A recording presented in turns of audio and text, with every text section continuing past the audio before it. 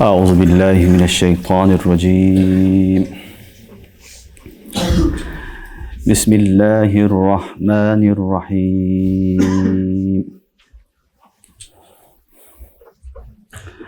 والذين لا يشهدون الزور وإذا مروا باللغو مروا كراما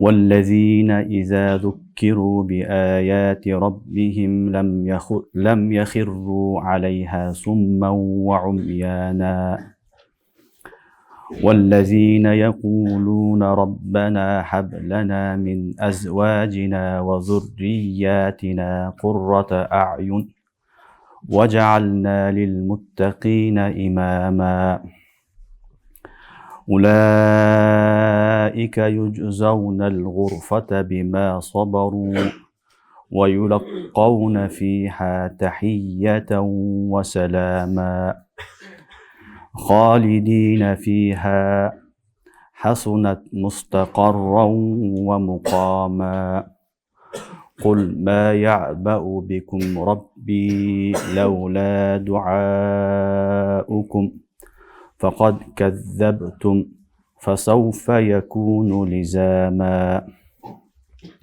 آمنت بالله صدق الله العظيم.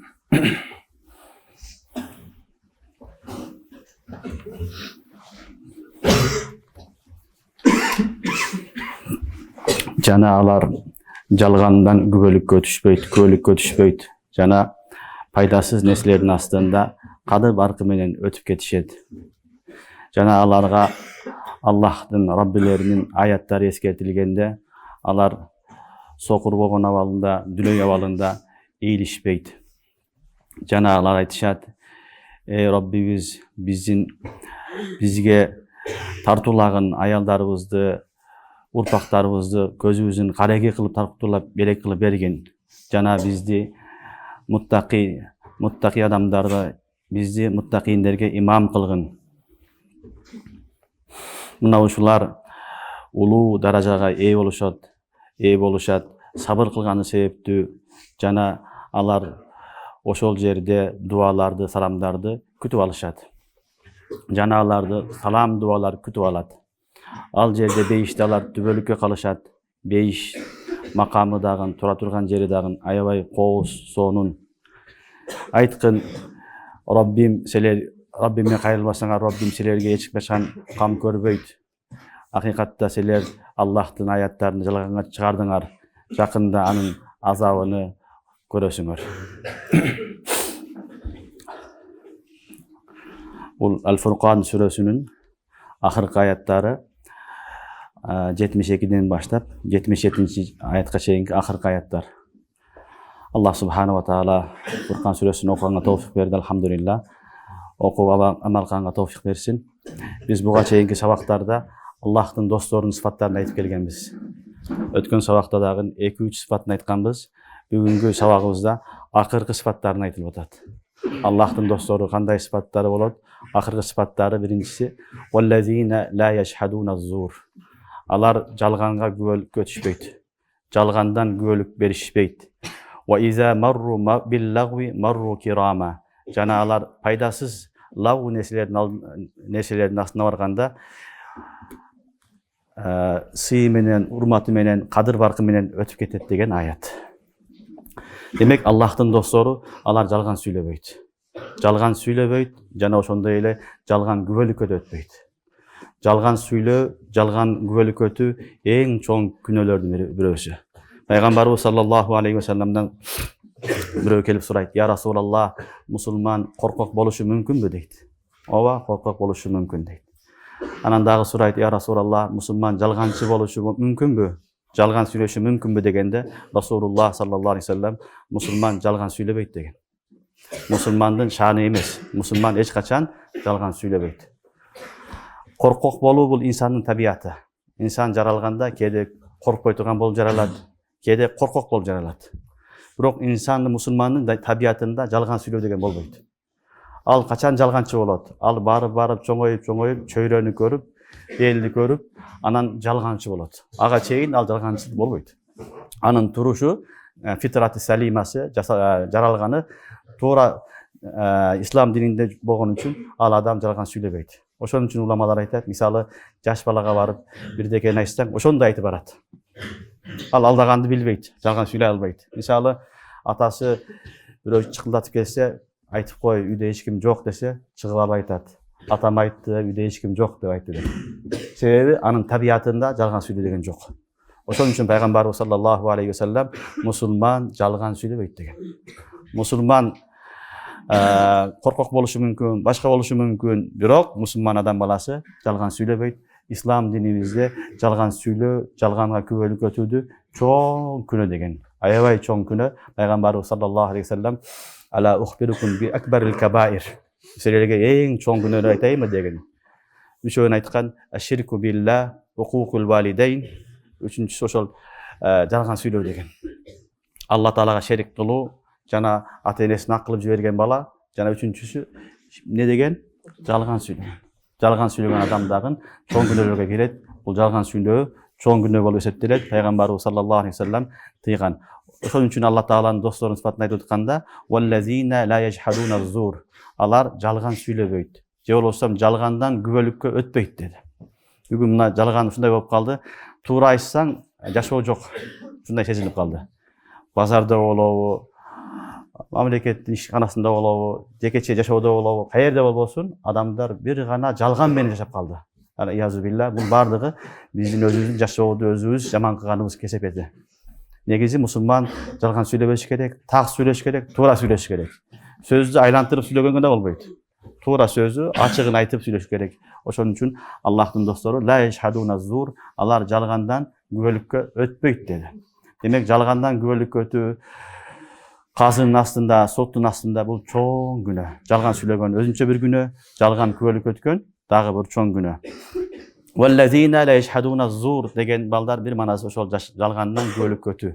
Экинчи манасы шахида яшхаду дегени hazır болуу. Hazır болуу деген сөз ошол жерге келүү, ошол жерде болуп калуу. Бул манасы да бар. Араб тилинде айтат, шахидту салатал фажр дейт. Шахидту салатал фажр дегени фажр намазыга катышканмын деген сөз. Фажр намазында, эртең мененки намазда бар элем деген сөз. Ошон үчүн экинчи манасын айтсак, валлазина ла яшхадуна зур дегени алар жалган болгон жерлерге, жалган жерлерге барышпайт. Эми жалгандан күбөлүк өтө турган жерлерге, жалган сөздөргө барбайт деген маани чыгат. Бул манасы дагы туура. Демек адам баласы жалган сүйлөбөш керек, жалган күбөлүк өтпөш керек. Ошондой эле жалган сүйлөнүп турган жерлерге барбаш керек. Ла яшхадуна зур, алар жалгандан күбөлүк өтө турган, жалган сүйлөй турган жерлерге барбасын деген дагы мааниси бар. Демек Аллахтын достору жалган сүйлөбөйт, жалгандан күбөлүк өтпөйт, жана жалган боло турган жерлерге такыр кадам коюп басып барбайт. Жалганды ал жерден алыс болуш керек. Ва иза марру биллагви марру кирама. Аяттын уландысында ва иза марру биллагу. Алар лагу дегени пайдасыз. Пайдасыз жерге бара турган болсо, марру кирама, ал жерде акырын кадыр баркы менен, сый менен өтүп кетет деген сөз. Ва иза марру биллагу, лагу деп дүнүйө ахиретте пайдасы жок нерсени айтат. Кээ бир иштер болот, анын пайдасы дүйнөдө да бербейт, ахиретте да жок. Мына ушул нерсени лагу да айтылат. Кээ бир иштер болот, дүйнөдө пайда берет сага, бирок ахиретте пайда бербейт. Ал дагы лагу. Мусулман баласы ар дайым эмне кылат? Ахиретке пайдалуу болгон гана иштерди кылат. Ахиретке пайдасы жок нерседен мусулман баласы алыс болот. Ошон үчүн Кур'ан-ы Керимде Аллах субханаху ва таала Муъминун сүрөсүндө айтат: "Ва хум анил лагви му'ризун." Ва хум анил лагви му'ризун дегени алар ошол пайдасыз жерлерден, пайдасыз нерселерден алыс болот деген сөз. Демек мусулмандын экинчи сыфаты, жакшы сыфаттарынын бирөөсү эмне экен? Алар пайдасыз нерселерден алыс болот. Кээ бир нерселер болот, алардан ахиретте да пайда жок, дүйнөдө да пайда жок. Мисалы, кээ бир илимдер бар, дүйнөдө да пайдасы бербейт, ахиретте да бербейт. Мешитке келип алдың, мешитке келип алып отурасың, эсептеп, канча сум бар экен, канча чырак бар экен деп. Бунун сага эч бир пайдасы жок. Бул дүйнөдө да пайдасы жок, ахиретте да пайдасы жок. Ошон үчүн Аллахтын достору, алар пайдалуу иш менен алек болот. ар дайым иш кылганда же дүнүйөмө пайда болсун, же ахиретиме пайда болсун деген иш менен алек болот. Өзү менен өзү эле бепайда иштер менен алек болуп калбайт. Валлазина иза марру ва иза марру биллағви марру кирама дегени, алар ошондой пайдасыз иштер болуп калса, ал жерден акырын сый урматы менен өтүп кетип калат деген сөз. Бул эми сахабалардын доорунда айтылган. Ошол доордо Абдуллах ибн Масуд разыяллаху анху бир күн бараса, еврейлердин же мушриктердин той болуп аткан экен. Баягындай тур эмес тарикада той болуп аткан экен. Анан аларга барбастан акырын өтүп кетет. Өтүп кеткенден кийин пайгамбарыбызга ушул кабар жеткенде асбаха ва амса Абдулла кариман деген. Асбаха ва амса Абдулла кариман. Абдулла ибн Масуд разыяллаху айтып атат, бул карим болду деген. Анан ушул аятта пайгамбарыбыз айткан ва иза марру биллагви марру кирама. Алар не кылат? Пайдасыз нерселер алдына келгенде ичине кирип кетпестен акырын өзүнүн сыйы менен кетип калат деген аятты пайгамбарыбыз айткан. Ошондуктан адам баласы жакшы адамдардын сыпаты, алар пайдасы жок жерге барса, туура эмес жерге барып калса, аларга барып киришип кетпейт. Алар менен урушуп кетпейт, айтышып кетпейт. Акырын башка жолду кармап өтүп кетет. Эгер өтүп кетиш керек болсо, акырын жанынан өтүп кетет, ага киришпейт. Ошон үчүн даваттын усулубу бар. Даватта бир эреже бар балдар. Эгерде барсаң, сен дават кылсаң, кайра өзүңдү акарат кылса, кайра өзүң сөксө, сени жамандаса, анда дават кылыш важып эмес. Андай учурда сен акырын кетип калышың керек. Ичиңден жаман көрөсүн, Алла хидаят берсин дейсин, акырын кетип каласың. Үстүнө барып мусаллат болуп, үстүнө барып алып, аны менен айтышканга, урушканга акың жок. Кур'ан-ы Керимде дагы Аллах субханаху ва таала өзүнүн досторунун сыпаттарын айтып атат. Ва иза марру биллагви марру кирама. Алар пайдасыз, эч бир пайдасы жок күнөө болгон жерлерге келгенде, алар менен барып айтышпай, аларга кошулбастан акырын өзүнүн сыйы менен, кадыр баркы менен өтүп кетет деди. Демек Аллахтын достору жалгандан күбөлүккө түшпөйт, жалган сүйлөбөйт, жалган болгон жерлерге барбайт, жана алардын астына кокусу барып калса, марру кирама. Марру кирама.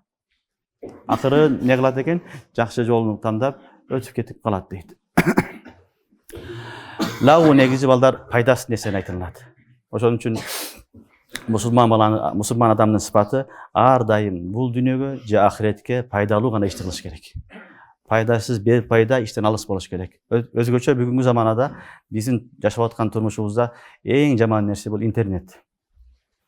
Интернет ушундай басты баарыбызды. Алла таала өзү сактасын, Алла өзү чыгарсын. Жаш, кары, аял, эркек бүт бардыгын камтып алды. Бүт бардыгы ушуга байланып калды. 5 саат, 10 саат, 15 саат көргөн адамдар бар. Биринин артынан бирини көргөн, биринин артынан бирини ойногон оюндар ойноп, ошо менен убактын өткөзгөн инсандар бар. Бул дүйнөсүнө да пайда бербейт, ахиретине да пайда бербейт. Бул эң чоң, эң жаман ору. Ошондуктан Аллахтын достору Алла берген убакытты кадырлайт. Аны үнөмдөп иштетет. Ар бир вакыт, ар бир секунд биз үчүн эң кымбат. Мүмкүн акыркы учурдагы акыркы вакыт менен бир жолу Аллага тооба кылып, ла илаха иллаллах жакшы ихлас менен айтып, бейишке кирип калыш мүмкүнчүлүгүбүз бар.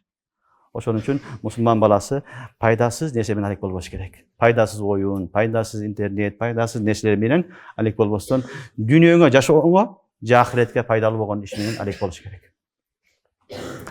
Биздин устаз муфти Мухаммед Такил Усмани хафизахуллах, шейхул ислам хафизахуллах устазыбыз айтат. Атасынын окуясын айтат. Атасы муфти Мухаммед Шафи сааб рахматуллаху алейх. Муфти Мухаммед Шафи сааб рахматуллаху алейх өтө чоң ханафи дүйнөсүндөгү эң чоң муфти акыркы доордогу. Девантта көп жыл муфти болду. Кийин Карачиге келип муфтиликти улантты. Ал кишинин жазган фатвалары 100 томдон ашып кетет. Жазган фатвалары, бирок том кылып чыгарганда, аны чыгарган пайдасы жок болгон үчүн чыгарылбайт. Ушунчалык көп өмүрүнү фатвага арнаган дүйнөдөгү эң белгилүү алымдардын, муфтилердин бирөөсү муфти Шафи сааб рахматуллаху алейх. Ошол киши бир күн шейхи Маулана Хакимул Уммат Мужаддидul Миллат Ашраф Али Танави рахматуллаху алейхге барып айтат экен. Хакимул Уммат Маулана Ашраф Али Танави рахматуллаху алейх бул өтө чоң алым, өтө чоң мужаддид, акыркы 21-чи кылымдын, 20-чы кылымдын ошол мужаддид, ошол киши болуп эсептелет. Ошондой эле өтө чоң хаким болгон, данышман адам болгон. Барып айткан экен: "Хазрат, мен кечке иш менен алек боломун. күндүзү балдарды окутамын, пешинден кийин фатва жазамын, асыр менен шамдын ортосунда бир аз соода кыламын. Дүкөнгө барып, китеп сатып соода кылам, ошо менен балдарымды багамын. Мен башкаларга окшоп, сиз алдыңызга келип алып, көп зикирлерди, көп ибадаттарды кыла албаймын. Мага бир кыскараак нуска бериңиз. Ошо нускага амал кылайын, анан кийин мен ошол өзүмдү ислах кылайын деп суранат экен. Суранганда шайх айтат: муфти Шафи, сен эмне ойлойсуңбу, дин бир гана колунан келген күчтүүлөр же вакыты кенен адамдар үчүн деп. Дин бүт бардыгына зарыл.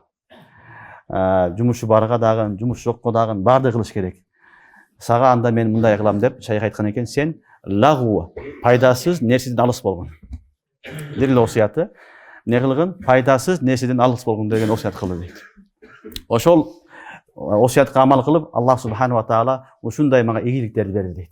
Ушу жетишкен ийгиликтери биз окуп аткан тафсир, көбүнчө биз колдонгон мастар бул Мa'рифил Кур'ан. Ошол Мa'рифил Кур'андын мусаннифи муфти Шафи рахматуллахи алейх. Ошону көбүнчө биз колдонобуз. Ошол китептерди канча китеп жазган болсо, фатва окутуу бүт бардыгы шайх айтат, ушу шайхтын бир эле насихаты: вактыңды текке кетирбе, пайдасыз нерсе менен алек болбо деген сөзүнө амал кылып, ушу ийгиликке жетиштим дейт. Ошон үчүн ийгиликке жетемин десек, ийгиликтин негизги нерсеси балдар, негизги руху, сыры бул вакытты үнөмдөш керек. Вакыт текке кетпеш керек. Ар дайым пайдалуу иш менен алек бол, пайдасыз иш менен алек болбо. Ошол муфти саап айтат, муфти Шафи рахматуллахи алейх, мен бирдеке айтам деп балдарына айтат экен, бирок уялам айтканга, бирок айтайын силерге, мен тааратканада отурганда дагы жөн отурбайм дейт экен. Ошол жердеги баягы кумганды жууп, тазалап коем. Ошол вакыттагы бекер өтпөсүн деп ошол иштерди кылам деген экен. Ошон үчүн адам баласы ар дайым бир нерсени максатка койсо, анда ошонун аркасынан аракет кылат, лагу, пайдасыз нерседен алыс болот. Анан максатка жетет. Максатка жетүүдүн бир эле жолу эмне кылыш керек? Ар дайым ошол кылып аткан ишиңди карап, ушул иштен мага дүйнөмө, ахиретиме пайда барбы, жокпу деген суроо бериш керек. Пайда болсо кылыш керек, пайда жок болсо жөн эле вакытты короткон туура эмес нерсе. Аллахтын досторун айтып атат: "Валлазина ла яшхадуна зур", алар жалгандан күбөлүккө түшпөйт. "Ва иза марру биллагу марру кирама", жана алар пайдасыз жерлерге барып калса, күнөө жерлерге барып калса, ал жерде сыйы менен, урматы менен өтүп кетет деген аят. Андан кийинки сыфаты: "Валлазина иза зуккиру би аяти раббихим лам яхирру алейха сумма ва умяна", жана аларга Раббилеринин аяттары эскертилгенде, алар көзүнү жумуп алып, сокур, дүлөй абалында ийилишпейт деген аят. Демек, бул аяттан билинет, Аллах Тааланын досторуна Аллахтын аяттары, Кур'ан-ы Каримдин аяттары, ахиретти, Аллахны эскерткенде, алар кулактарын ачып, көздөрүн ачып, анан кийин ошол амал кылышат, ошол айткан аяттарга амал кылышат деген маана.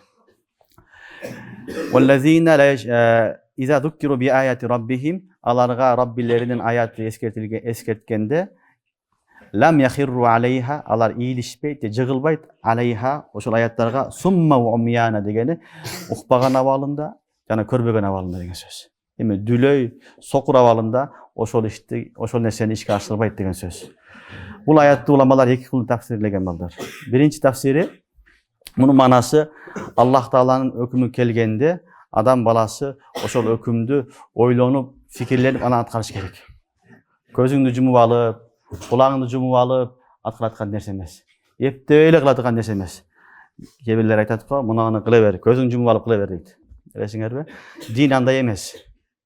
Дин Аллахтын берген нематы, чоң немат. Экинчиси, диндин талабы ошол келген нерселерди, Аллахтын өкүмдөрүнү адам баласы кулагы менен угуп, көзү менен көрүп, анан кийин аткарыш керек. Ошондо ибадаттын лаззаты болот. Ошондо рахаты болот. Ошондо адам баласы Аллах Таалага чыныгы ибадат кылган болуп эсептелет. Анан жөн эле көзүңдү жумуп алып эле кыла берсең, аткара берсең, эмне кылганын билбейсиң, түшүнбөйсүң. Анын пайдасы да аз болот.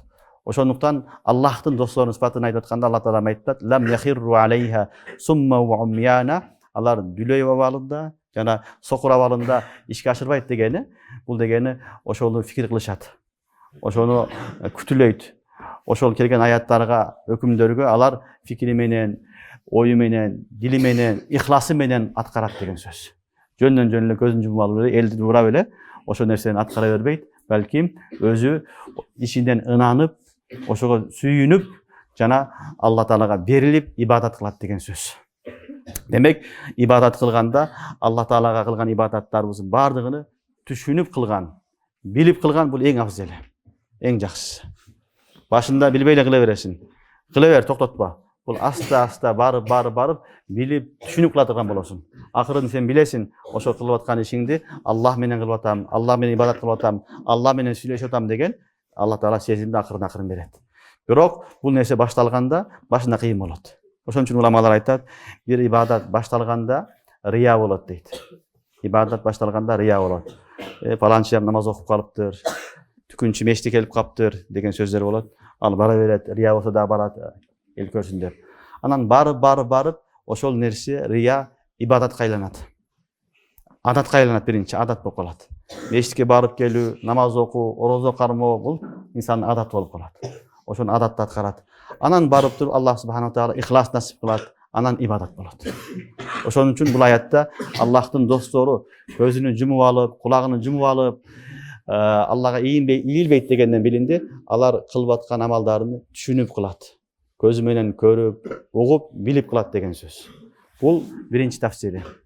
Экинчи тафсир, бул дагы көптөгөн муфассириндер айтат, лам яхирру алейха сумма ва умяна деген экинчи тафсири. Муну уламалар айтат, алар кафирларга окшоп жөн жүрө бербейт деген сөз. Кафирлар эмне кылат? Аллахтын аяты түшүп турат, эскертип атат, алар аны укпайт, ага маани бербейт, көңүл да бурбайт. Мусулман дагы ошону жашабайт деген сөз. Аллахтын өкүмү келип атса, бул Аллахтын өкүмү экен, Куранда мындай дептир, пайгамбарыбыз саллаллаху алейхи вассалам мындай дептир деп ошого көңүл бурат. Ошого түшүнгөнгө аракет кылат деген экинчи тафсири бар. Бул дагы туура. Демек, адам баласы Аллахтын өкүмдөрүнү түшүнүп аткарганга аракет кылыш керек. Аллахтын өкүмү Кур'ан-ы Каримде келип атса, же пайгамбарыбыз саллаллаху алейхи вассалам хадистерде айтып атса, анда эмне кылыш керек экен? Ошону баягындай укканга аракет кылыш керек. Түшүнгөнгө аракет кылыш керек. Жөн эле кафирлардай болуп эле кулактан өтүп кете бербеш керек. Алар укпай койгон, суммун букмун умюн фахум ла яржиун. Көзү көрбөйт, кулагы укпайт, башка кылбайт. Ошон үчүн алар маани берген эмес. Ошон үчүн хидаятты табам десе, туура жол табам десе, анын жолу адам акыйкат издеш керек. Аны окуш керек, аны көзү менен көрүш керек, кулагы менен угуш керек. Кулагы менен уккан адам, көзү менен көргөн адам, өзү билим менен изилдеген адам иншалла сөзсүз түрдө Аллахны табат. Ал адам чыныгы акыйкат жолду табат. Ошон үчүн Алла Таала айтат, Аллахтын достору жөн эле элди дуурап эле жыгылып тура бербестен, алар өздөрү дагы ой фикирлерин жүргүзүшөт. Аллахтын өкүмү келсе эле аны кулак төшөп угушат. Аны укпай койбойт, аны кулак төшөп угуп, ошону түшүнгөнгө, амал кылганга аракет кылышат дейт. والذين إذا ذكروا بآيات ربهم لم يخروا عليها صما وعميانا. Андан кийинки сифат والذين يقولون ربنا هب لنا من أزواجنا وذرياتنا قرة أعين وجعلنا للمتقين إماما. Жана алар айтышат, биздин Раббибиз биздин аялдарыбызды, урпактарыбызды бизге белек кылып бергин. Qurrata a'yun дегени көзүбүздүн кареги кылып, сүйүнтүрүп белек кылып бергин. وجعلنا للمتقين إماما. Бизди муттаки адамдарга, таквалуу адамдардын имамы кылгын деген сөз. Бул акыркы Аллах Тааланын досторунун сифаттары. Буга чейин 10-11 сифат айтылынды. 12-13 сифаттар. Булар эмне кылышат? Булар өзүн эле ойлобостон бала чакасыны, үй бүлөсүн да ойлойт. Кээ бир адамдар болот, ал өзүнүн гана ойлойт. Өзүнүн жашоосу, өзүнүн ийгилиги ошо менен гана алек болот. Аллахтын достору андай эмес. Алар эмне кылышат? Өзүнүн да ойлойт. Ошол эле учурда өзүнүн жубайларыны, аялдарыны, урпагыны, бала чакасын да ойлойт. Аларды дагы жакшы адам болсун дейт. Аларга да фикир кылат. Мына ушул Аллахтын досторунун сифаттары. والذين يقولون ربنا هب لنا. Алар айтышат, Раббыбыз бизге белек кылып бергин. Мин азважина. Азваж деген балдар бул араб тилинде зауж деген сөз, жуп деген сөз. Жуп дегени так жуп деп коет. Ошол эркектин жубу аял, аялдык эркек. Түшүнүңөрбү? Ошон үчүн бул дуа эркекке да, аялга да кете берет. Түшүнүңөрбү? Эркекке дагы, аялга да айтса боло берет. Роббана хаб лана мин азважина, Раббибиз биздин аялдарыбызга, эркектер болсо, эркектер болсо, аялдар болсо биздин күйөөлөрүбүзгө, ва зурриятина, биздин урпактарыбызды куррата аюн, биздин көзүбүздүн кареги кылгын деп сурашат. Көзүбүздүн кареги дегени ошол адам баласы сүйүнө турган нерсени айтат. Биз аларды көрүп сүйүнөйлү, кубанайлы, көзүбүз тойсун деген сөз, кубанып. Мына ушуну куррата аюн деген сөз айтылат. Демек, бул аяттан Аллах субханала ва таала баарыбызга сабак берип атат. Ар бир адам үйлөнгөндөн кийин, эркекпи, аялбы, ким болсун, бала чакалуу болгондон кийин сөзсүз түрдө ушул дуаны окуш керек. Алла, мага жакшы аял насип кылгын, менин балдары чакам жакшы болсун, алар менин көзүмдүн кареги болсун, аларды көрүп мен курсан болоюн деген дуаны ар дайым айтып жүрүш керек. Ушул дуаны Аллах субханала ва таала өзүнүн досторуна үйрөтүп атат. Демек, адам баласы өзүн эле ойлобостон, үй бүлөсүнү, бала чакасын дагы фикир кылыш керек. Аларды дагы туура жолго, динге алып келгенге себепчи болуш керек. Мына ошол үчүн Аллах субханала ва таала валлазина якулуна раббана хаб лана мин азважина ва зурриятина куррата аюн ва жаална лил муттакина имама. Бул адам баласы качан курсан болот? Аялыны, баласын көргөндө, ал итаатта болсо, Алланын амыры менен жашаса. Дүйнөдөгү эң чоң неамат Алланы таанып, Аллага кулчулук менен жашаган нерсе. Ошол эң чоң неамат. Ошол эң чоң неамат кимге берилген болсо, анын көзүнүн кареги нур болот, алхамдулилла. Карадың, аялың итаат кылат, Аллага итаат кылат, сага итаат кылат, 5 вакыт намазын окуйт, балдарың диндар, көчүрөт деген неаматтар. Ошон үчүн Аллахтын достору, я Алла, менин бала чакам бардыгы диндар болсун, имандуу болсун, сени тааныган адамдар болсун, аларды көргөндө мен курсан болоюн деген сөз. Үй бүлөңдүн, аялыңдын, бала чакаңдын ден соолугу, жүрүм туруму, ахлагы, булар дагы чоң неамат. Буларды көрүп курсан болосуң. Бирок мындан дагы жогору турган нерсе бар, ал Аллага болгон итаат. Алланын кулчулугу менен алек болгон. Мына ушул эң чоң неамат. Аллахтын достору, я Алла, биздин бала чакабызды жана кимди? Үй бүлөбүздү, аялдарыбызды бардыгын өзүңдүн кулу кылгын. Өзүңдүн кулуң болсун, сага сыйынсын деген дуа менен алек болот деп атат. Түшүнүңөрбү? Демек, өзүбүзгө да гана дуа кылбастан, үй бүлөбүзгө, бала чакабызга, аялдарыбызга дагы ар дайым дуа кылганга милдеттүүбүз. Ар дайым дуа кылыш керек. Бүгүнкү күндө ата-энелер көпчүлүк келип шикаят кылат. Балам жакшы эмес, балам айтканымды кылбайт, укпайт, баласынан безар болгон. Анан медресеге алып келет, башка жака апарат, молдого апарат, дем салдырат. Баарын кылат, докторго апарат, кылбаган нерсеси дуа кылбайт. Дуа кылбайт. Ошон үчүн биз бала чакабыз жакшы болсун, жакшы адам болсун, адеп акылактуу болсун, имандуу болсун десек, анда биз дуаны үзбөшүбүз керек. Ата-эне жакшы дуа кылса, жакшы тилек кылса, Аллах субханала ва таала жакшы урпактарды, жакшы балдарды берет. Ошондуктан эң негизги нерсе бул иман туугандар. Эгер бирөөгө Алла таала бала чака берсе, бала чакасы акылдуу, эстүү, билимдүү, адеп аклагы да жакшы, бирок Аллага кулчулук кылбаса, ал жакшы нерсе эмес. Жакшы нерсе эмес. Себеби негизги неамат жок анда. Негизги неамат да болсо, бул нурун ала нур, куррата аюн ошондо болот. Ошон үчүн биз бала чакабызды, үй бүлөбүздү дин менен жашап атканын көрүп сүйүнсөк, ошол биз үчүн неамат. Баары болсо, жашоодо баары бар, кемчилдиги жок. Жашоосун Алла бүт баарын оңдо бергенси, бирок иманы жок, алиязбилла. Намазы жок, бейнамаз. Башка бир сыфат начар, анда бүт бардыгы не болот, бекер болуп калат. Ошондуктан жакшы ата-эне болом, жакшы үй бүлө болом десе, эң негизги нерсе исламда бул имандуу болуш керек. Имандуу, 5 вакыт намаз окуган, Кудайдан корккон, жалган сүйлөбөгөн, туура жүргөн адам болуш керек. Ушуга чакырат Аллахтын достору, ушундай дуа кылышат. Валлазина якулуна раббана хаб лана мин азважина ва зурриятина куррата аюн ва жаална лил муттакина имама. Хадисте пайгамбарыбыз саллаллаху алейхи ва саллям айтат: "Иза мата ал-инсан инқата амалуху илля мин салас. Садака жария, илмун юнтафау бихи, ау валадун салих яд'у лаху" деген. Адам өлсө, адам баласы амалы токтойт. Кылган амалыңдын баары токтойт. Бирок 3 гана амал токтобойт деген. Бирөө садака жария, мечит салдың, медресе салдың, суу чыгардың, жол оңдодуң, жакшы иштерди кылдың, жетимкана салдың, докторлорго жардам бердиң, илахирихи. Мына ушунун соогу сага жетип турат. Экинчиси илмун юнтафау бихи. Илим калтырдың, китеп жазып калтырдың, талабаларды калтырдың, элге насихат айттың, эл пайдаланат. Бунун дагы ахиретте сага соогу жетип турат. Үчүнчүсү валадун салих ядуу лаху деген. Салих пенде болсо, жакшы перзент калган болсо артыңдан, ошол балаң сага дуа кылат. 60 жыл, 70 жыл баланы багып, анын акырында сени унутуп калса, ал бала эмес. Ошон үчүн жакшы инсандардын урпагы артта калган жакшы инсандардын белгиси алардын балдары артынан унутпайт. Ар дайым дуа кылат. Анын үчүн ата-эне ошого себепчи болуш керек. Жаштыгынан баланы тарбиялап апарып, диндүү кылып койсо, ошондо эртең барып туруп ал бала сага өзүгө атасына дуа кылат. Бүгүн эмне кылат адамдар?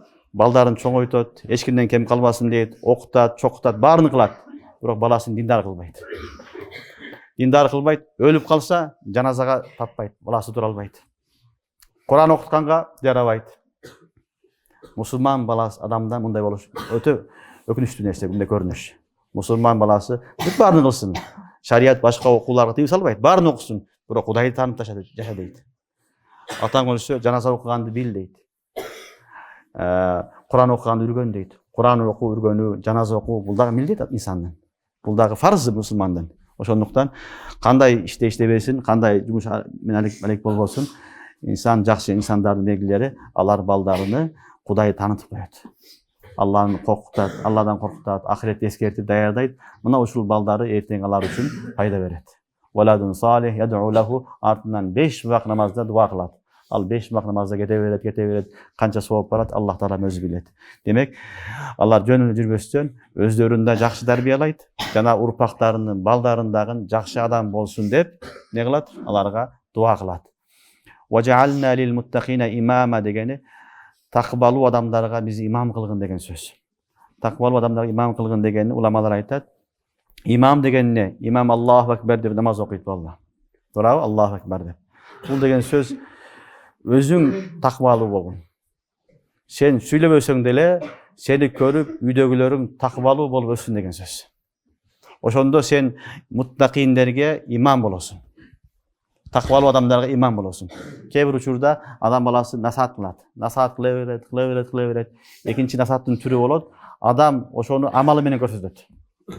Имам руку сажда кыла берет. Аллаху акбар деп руку кылат, сажда кылат, отурат, турат, салам берет. Башка сүйлөбөйт. Аркадагылар элчи берет өзү эле. Фаиза каббара каббиру ва иза сажада фасджуду фаиза рака фаркау хадисте келет. Элчи берет. Демек, муттаки адамдарга, такыбалуу адамдарга имам болуштун шарт жолу эмне экен? Өзүң имам бол, өзүң такыбалуу бол. Сени көрүп аялың, үй бүлөң, бала чакаң ээрчийт. Ээрчи барып, алар дагы муттаки болот. Алар дагы Алланы корккон, Алланы сүйүктүү адам болот. Анан сен алардын үстүгө эмне болосуң? Имам болуп каласың деген сөз. Негизи уламалар айтат, шариятыбызда мансап талап кылган жакшы нерсе эмес. Мансап талап кылганга болбойт дейт. Бирок бул жерде важаална лил муттакина имама деп мансап талап кылгандат го дегендей бир суроо беришет. Буга муфассириндердин баардыгы көпчүлүгү жооп берет. Бул жерде дүнияви мансап талап кылганга шарият тыюу салат. Ухрави ахирет үчүн чоң даражага жетиш үчүн Алладан сураса, же мансапты талап кылса, бул жайыз дейт. Фастабикул хайратка кирет бул. Жакшылыкта жарышуу деген сөз. Ал эми дүйнөдө бир мансап талап кылуу болбойт. Ахирет үчүн болсо болот. Бул деген сөз, я Алла, мени дагы, менин урпагымды, бала чакамды дагы муттаки, Алладан корккон инсан кылгын деген сөз болот. Түшүнүңөрбү? Ошон үчүн бул уламалар жайыз дейт. Демек, бала чаканын тарбия кылуунун дагы бир жолу бир гана сөз менен айтып коюп, коркутуп коюп, уруп коюп эле эмес, өзүңдүн жүрүм турумуң менен, өзүңдүн адеп ахлагың менен дагы тарбияласаң болот. Эң негизги тарбия ушул болот. Пайгамбарыбыз саллаллаху алейхи вассалам көп баян кылган эмес пайгамбарыбыз. Пайгамбарыбыздын адеп ахлагы көрүп эле сахабалар иман келтире берген. Ушундай инсан болгон. Ал Кур'ан пайгамбарыбыз саллаллаху алейхи вассалам тирүү Кур'ан болгон. Айша энебизден сураганда, пайгамбарыбыздан сураганда ким эле десе, хулукул Кур'ан деген. Peygamberimizin münözü Kur'an degen. Rasulullah tiri Kur'an bolgon, mucize bolgon. Oşonuň üçin bala çakany, talabalardy tarbiyalaşyň dagы bir jolu adam özü tura bolsa gerek. Özü tura bagытda, özü adep ahlakty, özü jakşı bolsa, arkasından ösüp keletken urpak, talabalary, bala çakası özüden özü barıp oşondoy bolat, atasynday bolat. Anın atası "Veca'alna lil muttaqina imaman" dep imam bolat, oşul bardyk jakşı insanlarga. İbrahim aleyhissalam dagı Kur'an-ı Kerimde aytat: "Veca'alni lisana sidqin fil ahirin." Dua kılgan. "Veca'alni lisana sidqin fil ahirin." Ya Allah, meni dagı kalgan urpaklarında menin zikirim jakşı lakap menen, jakşı abroy menen kalsın dep Allah'dan soragan. Jakşı at menen, jakşı söz menen eskerүү bul dagı çok nerse. Demek özüңdүn urpagыңды tarbiyalaganda jakşı adam bolsoň, seni erteň baldaryň, nebereleriň misal kılat. Falan çoň ata mындай bolgon, babam mындай bolgon dep misal kılat. Oşol dagı seni tarbiyalaganga, jakşı adam bolgonga sebepkär bolat. Oşonuň üçin Kur'an-ı Kerimde "Vellezine yekuluna rabbana hab lana" degen ayat aytyp. Alar aytışat: "Ey Rabbimiz, bizge bergin, bizge tartуулagın belek kılıp, bizim üylerimizge, bala çakabızga, ayaldarыбызды biz körüp alardı körüp kursan kılatgan kılgın. Alardı körüp süýnöylük. Veca'alna lil muttaqina imama." Bizim barыбызды muttaqi, Allah'dan korkan adamlardan imamı kılgın dep dua kılışat. Demek bulardan dagı bir sıfatı neken? Özünü gana fikir kılbastan, üýbülösünü, bala çakasındagı fikir kılat. Musulman milleti uşunday. Kur'an-ı Kerim'de Allah Subhanahu wa Ta'ala başka yerde aytat: "Auzubillahi mineşşeytanirracim. Ya eyyuhellezine amanu qu anfusakum ve ahlikum nara." Qu anfusakum ve ahlikum nara. Ey musulmanlar, ey iman keltirgenler, özüňördi dagı, üýbülöňördi dagı jahannamyň otundan saktagıla degen. Oşonuň üçin atanın eň negizgi tüz milleti bolat. Üýbülösünü, bala çakasyny, ayaldaryny dozokton saktaganga milletli ata bolat. Sebebi ata üýdün kojoýuny, üýdün başçysy bolat. Oşonduktan jalyp ele adamzattyn, musulmanmyn degeniň bardygy milleti özüniň dagı, üýbülösüniň dagı dozok otundan kutkarуу bolat. Bul jerde dagı uşul mazmunda aytılıp atat. Allar ne kılışat? Üýbülösüniň dagı jakşı boluş üçin artyndan dua kılat, hareket de kılat, özünün jürümü, turumu menen oşol учурда dua da kılat dedi. Demek hareket de kılış gerek, artından balanga, şagirdiňe, urpagıňa dua da kılışın şart. Andan inşallah kowam özgöröt. Ulaika yujzaunal gurfata bima sabaru ve yulaqqawna fiha tahiyyatan ve selama. Emi bul ahirde Allah Subhanahu wa Ta'ala ibadur Rahman dep, Rahmanyň pendeleri dep aytyp kelip, ahirinde alarga beretken syýdy aytyp atat. Alarga kanday syý berilet, kanday sowap berilet, kanday daraja berilet. Ulaika yujzaunal gurfa. Muna uşul, ona azırga aytılgan sıfatı bar adamlarga berilet gurfa. Gurfa degen daraja aliya, daraja rafiya degen söz. Gurfa dep negezi ekinci balahana aytylat. Balahana dep koyot. Ekinci etajdagı çoğun bir bölmeni aytylat. Bul jerde daraja rafiya degen manasy. Alarga Allah Taala ne beret eken? Yujzaunal gurfa. Öte büyük darajaları beret. Bima sabaru. Alar oşol darajaga jetişdi sabırdyň sebebi menen. Sabır kılıştı, sabırdyň sebebi menen uşunday büyük darajaga jetişdi. Ve yulaqqawna fiha tahiyyatan ve selama. Janalar tosup alat. Alar tosup alat. Al jerde jakşı sözler, dualar, jana salam. Ferişteler kelip salam aytat. Jakşı sözler bolat. Düşünüňärmi? Selamun aleykum bima sabartum fe ni'me ukbaddar. Selamun aleykum bima sabartum. Ferişteler kelip aytat. Selamun aleykum. Allah'ın salamı olsun, tinçligi olsun. Bima sabartum. Sabır kılgaňyňa sebepdir. Fe ni'me ukbaddar. Kanday jakşı bul beýiş diýdi. Demek alar ne kıldı? Nafsyny tyýdy, biröwdü korkutgan jok, Allah'a sığındı, jalgan süylegen jok, jalgan güwe ötken jok, adam öldürgen jok, zina kılgan jok, Allah'a hiç kim şerik kılgan jok, malda israf kılgan jok, anan paydasy deseme alek bolgon jok. Uşulardyň bardygyny kontrol kılıp, özünü, nafsyny sabır kılıp, uşul deňe jetkenden keyin deňelge Allah Subhanahu wa Ta'ala uşunday pendelerine özünün tarafından çoğun bir sylyk aýdyp atat. Yujzaunal gurfa. Alarga gurfa beýişdegi eň çoň makamdary bereriz degen. Tirmizide gelet: "İnna lil cenneti 100 daraja." Beýişdin 1000 darajasy var, 100 darajasy var. A'laha firdaus. A'laha wa awsatuha firdaus. Алардын эң бийик ортосудагысы фирдаус. Ошон үчүн пайгамбар айткан, эгерде 5 сурай турган болсоңор, Алладан фирдаус сурагыла деген. Фирдаус сурагыла деген. Демек, 5 балдар Алладан башка эч ким билбейт. Эң акыркы берген мусулманга мына ушул биз жашап аткан дүйнөдөн 10 эсе чоң бейиш берилет. 10 эсе чоң бейиш берилет. Эми Аллахтын кас эң жакын бенделерге кандай неаматтар, кандай бейиш берилет, аны биз тасаввур кыла албайбыз. Мала айнун раат вала узунун самиат вала хатара ала калби башар. Аны Аллахтан башка эч ким билбейт. Эч ким көргөн эмес, уккан да эмес, эч ким кыялына да келген эмес. Улаика юззауна ал-гурфа, аларга бийик Аллах Таалам даражаларды берет. Бима сабару, алар ушул жерге жетишти, сабырлары себептүү. Демек, эң акыркы сыпат балдар бул сабыр сыпаты. Эң акыркы сыпат некен? Сабыр сыпаты. Ким канчалык бийик даража жеткен болсо, ал сабырдын негизине жетет. Ушул сыпаттардын бардыгыны негизги астында турган сыпаты балдар бул сабыр. Сабырдын негизинде ошо жетишти. Сабырдуу болбогондо кыла албайт эле. Демек, эң негизги сыпат бул сабыр. Ошон үчүн Аллах Таалам Кур'ан-ы Керимде айтат: "Иннама юаффас сабируна ажрахум бигайри хисаб." Сабырдууларга Аллах Таалам эсеп китепсиз соопту берем деген. Сабырдын соогуну Аллахтан башка эч ким биле албайт. Демек, алар сабыр кылды, сабырдуу болуш керек. Сабырдуу болсоң, Аллах Субханала ва Таала эл ойлобогон, сен көрбөгөн, эч ким билбеген бейиштеги эң улуу, эң жакшы сыйлыктарды берет. Бима сабару ва юлаккауна фиха тахиyyata ва салама. Тахия ва салам. Тахия деген дуа сөз балдар. Кош келдиңиз, машалла деген сөздөр болот го. Бул мусулман баласы бейишке келгенде эмелер күтүп алат, фериштелер. Фериштелер күтүп алып, "Саламун алейкум тибтум фадхулуха халидин. Саламун алейкум бима сабартум фа ни'ма уқбад-дар."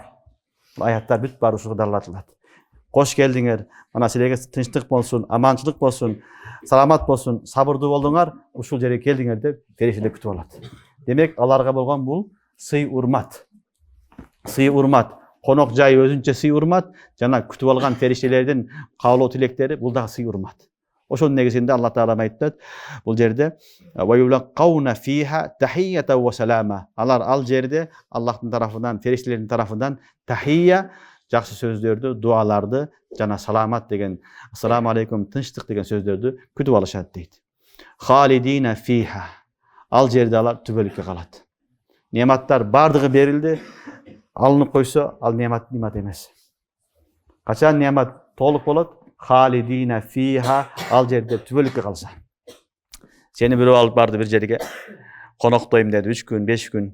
Нематтын бүт бардыгы бар. Бирок 3 күндөн кийин кетесиң, 5 күндөн кетесиң, ал немат арзыбайт. Сен кетип каласың да.